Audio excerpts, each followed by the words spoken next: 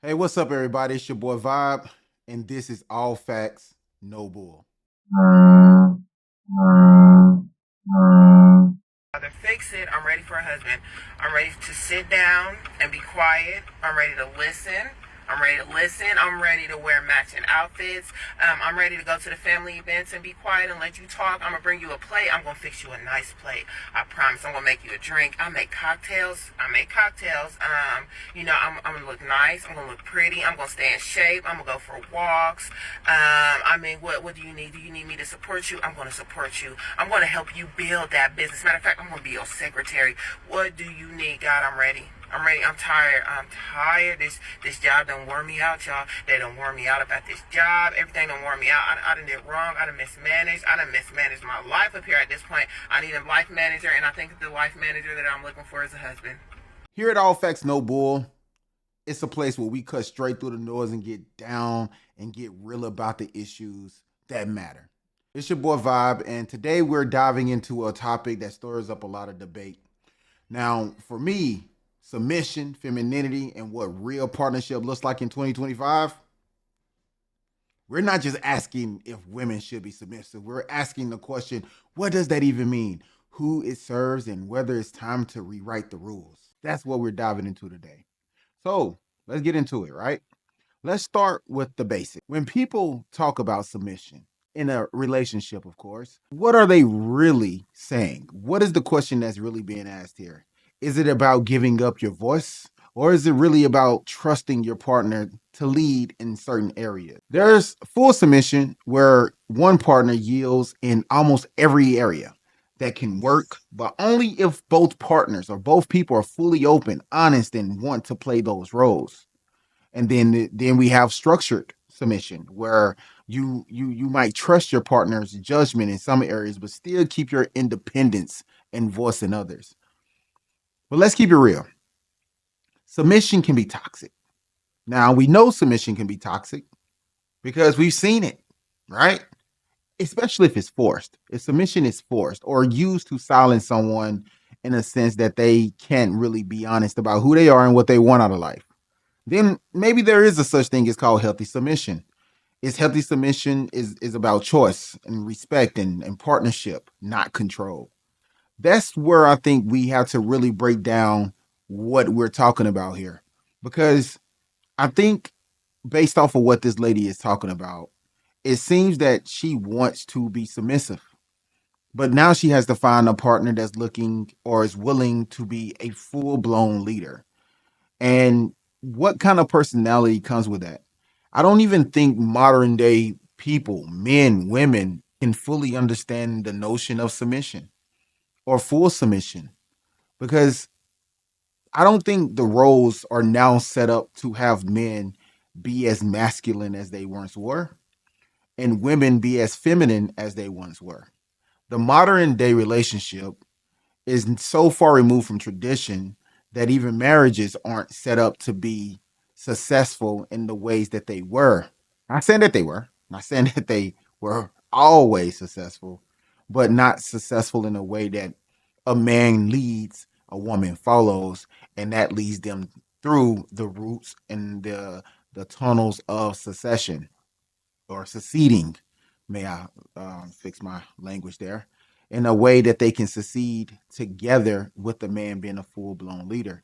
So I don't even think, based off of modern day rules, structure, that that's even the case. Because now we have women who have drive and they need to be able to use that drive to actually find their voice. Some women spend a lot of their primitive or early stages of their lives. A lot of women spend a lot of early stage of their lives focused on success, building their businesses, getting their education before they actually realize that they spent so many years doing this, and now all of their formative years have been spent on chasing money and opportunity, which is nothing wrong with that. And women of the past had to fight for their rights to actually be someone or have a voice or even be able to vote.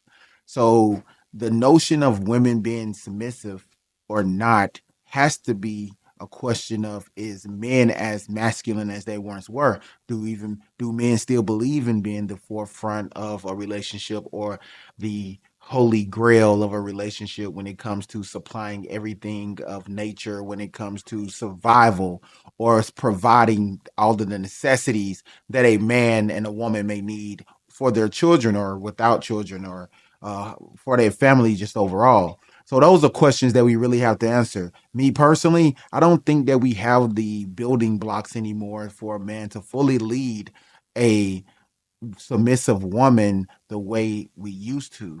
Now, I'm not saying there's not masculine men out here. There's definitely a lot of masculine men who like to portray like they're masculine, but they're really not. They do a lot of this showboating on what they think masculinity is, but it's not really that. So I think I seen a video with the guy from the whatever show told a girl to open up a jar of olives or pickles, and she was struggling, and then she passed it to him to open it, and he couldn't open the jar of pickles or olives, whatever it was. And he made up all of these excuses like, oh, it's too greasy. You put all your grease on it, blase, blase. But he couldn't open the jar. Most men, intelligent men, know that you need to give it a little bump on the bottom of the jar and wait for that little safety thing pop up, and you just twist it right off. It takes some strength, but I've seen women do this. My mom used to do it. But as a married man, I am the guy who most of the time open those jars for my wife. But is my wife would I consider my wife a submissive woman? I consider my wife a partner, and yes, she's submissive in a lot of ways, but she holds her own. She's an independent lady in a lot of ways, which is great because I'm not always having to be there to hold her hand. She's well capable of taking care of herself in a lot of ways, and that gives people power within themselves, and that's good power to have. I don't think I would want a fully submissive woman in my life because I don't see the benefit of having someone there to do everything I say when I said, or to lead them just because I want to. I think a partnership feels fun, it feels explorative, and that's a great way to live. But I think there needs to be a healthy balance when it comes to a submissive woman, and women laying in their femininity, because that can become toxic as well. When it comes down to it, we have to talk about the stereotypes, reality, and honestly, I'm gonna just talk about the black women right now because this video came from a black woman. Now let's talk about something that is close to home. For a lot of us, there's a stereotype that black women are less submissive.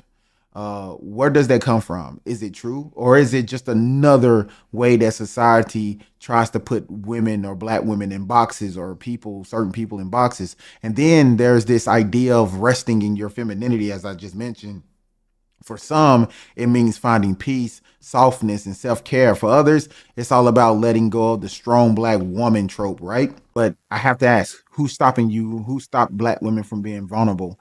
When did they pick up this idea that the strong black woman mentality is what it is? I think it's an ideology that has been pushed, and I have seen it from a lot of black women where they have to feel like they need to find their femininity because they had so much struggle and so much strife that they had to make it through as a single mother, and had to provide for their home when that used to be a nuclear family. And those women had some of those women had decent men that was providing, but the government gave them opportunity to be able to raise their kids without a man in their lives. But it also created a negative atmosphere around black women having to survive and to do for their family what a man used to do.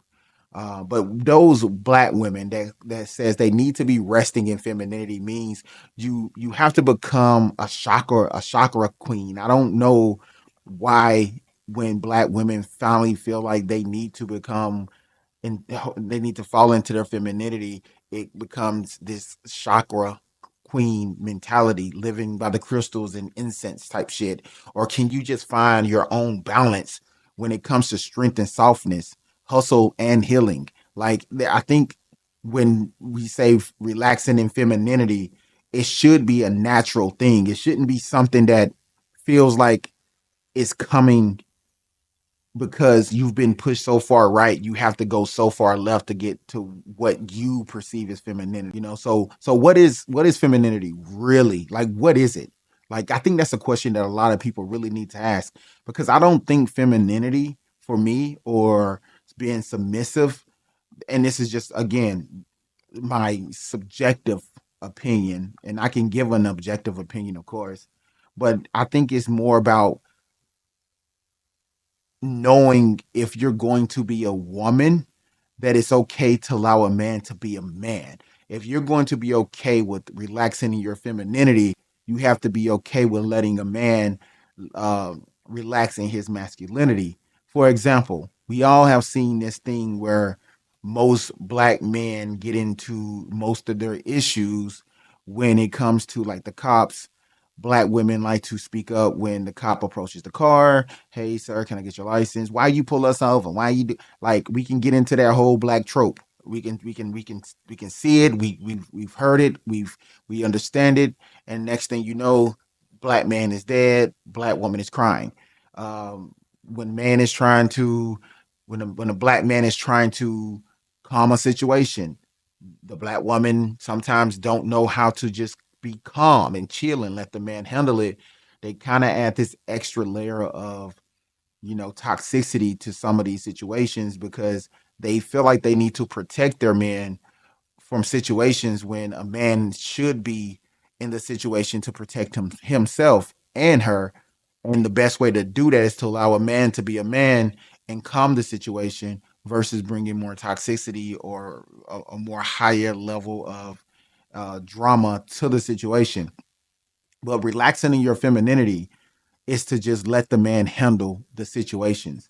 Now, if you see your man make a mistake, sure, fine, correct him, but never correct him in front of another man. That makes that man looks weak and make him feel small.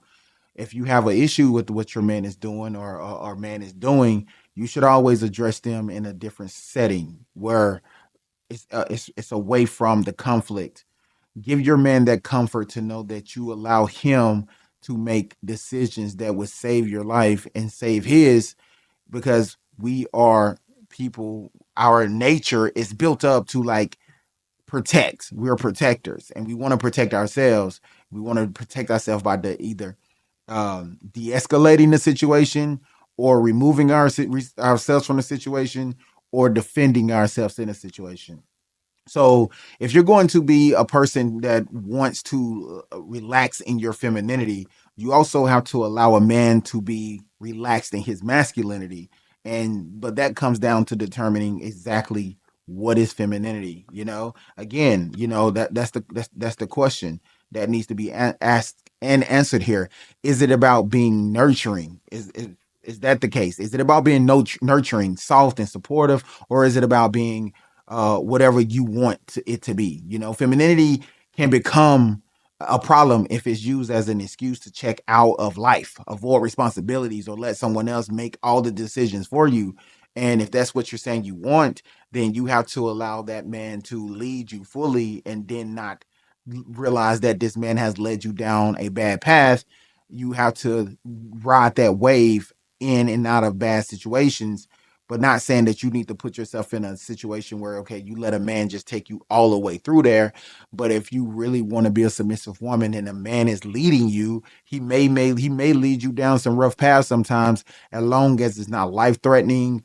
I don't think a woman should deny a man his leading role if she's looking to be submissive 100%. So toxic femininity happens when submission and pleasing others go so far that you start to really lose yourself within that. And that's what I'm saying. I don't think anyone should lose themselves within that. The truth is, and this is the truth, I personally think it is, femininity is personal. You define it for yourself. Just like masculinity is a personal thing. Each man is not defined in masculinity like the next man or the last man. So if you had a toxic masculine man in your last relationship, the next man you meet who displays masculinity shouldn't get the short end of the stick based off of that, right? And I think we go into these situations a lot, bringing our past into our future, and thinking that all men are masculine or toxic just because the last guy beat your ass don't mean the next guy is going to. That's not the case. So, but don't let anyone, society, your partner, or social media tell you um how you should value yourself, right?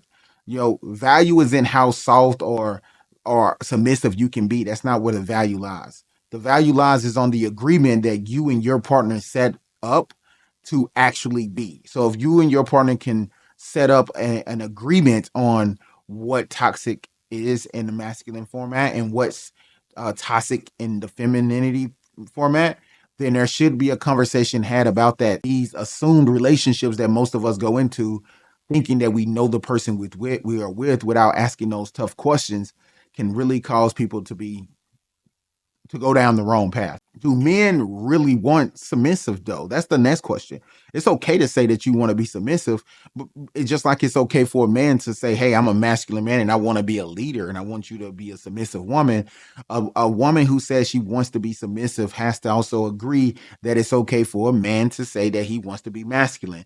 Now you have to understand where that conflict or is going to arise within that relationship or within that structure. So it's best to have that conversation early versus allowing those things to come about later because no one was honest or was trying to be honest about what they really meant. Like, do you really want to be cooking every day? If a man says, I want my house speaking Span, that means you got to get up at 7 a.m., get him up, make sure his clothes are laid out, make sure his breakfast is done, make sure the house is clean from head to toe, from bottom to top, from in and out.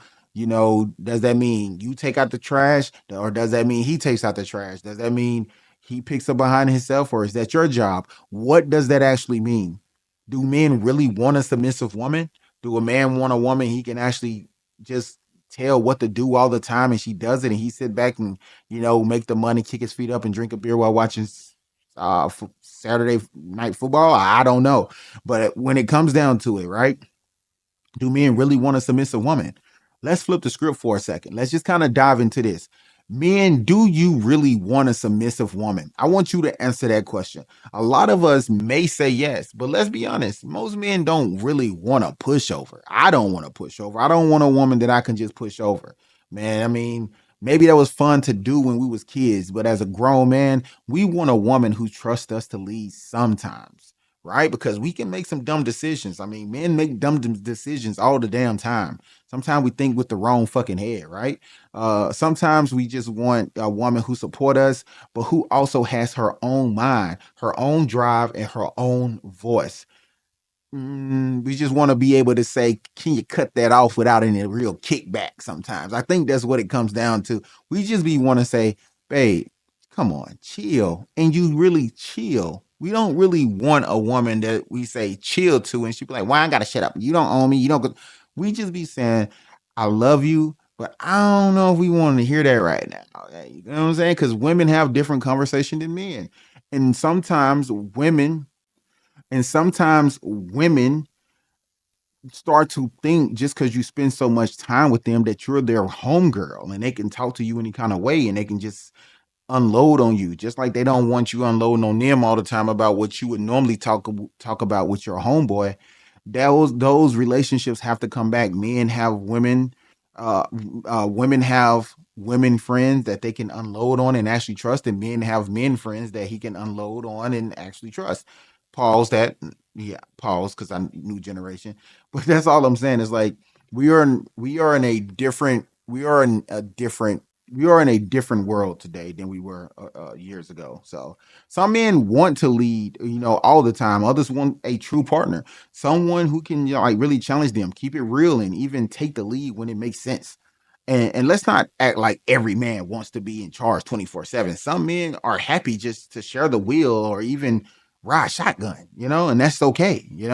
But when it comes to partnership, support, and agency, so should women. Just so so should women just be mechanisms for men? I don't think so. Absolutely not. That's not my goal here. Support is a beautiful thing, but it shouldn't be the only thing that you bring to the table. Real partnership means both people bring their full selves, their ambitions, their leadership, their nurturing, their supporting. Yes, sometimes submission, and that's okay. But it's all about choice, not obligation. It's about building together, not one person carrying the load while the other sits back. You know, I don't think that's the case here. I really think women want leaders, but they also want to feel like they're free to make some real decisions themselves as well. So let's see what the streets are saying. Let's see what the internet streets are saying, right? Let's see how y'all gonna slide in those comment sessions real quick. But honestly, you got a challenge supporting traditional submission. One challenging it, one asking for balance. Submission is a lost art. Relationships work better when someone leads and someone follows. Why should I be quiet and let a man lead just because he's a man? We're partners, not a yeah. I'm not not boss and employee. Um, Women, I want to rest in my femininity, but I also want to build, create, and lead. Why can't I have both? Like you gotta ask those things. These questions needs to be asked. This is where we are. So here's the real for me, and I'm gonna close it out here. That was a long video. Submission, femininity, leadership. There isn't a one size fit all situation, right?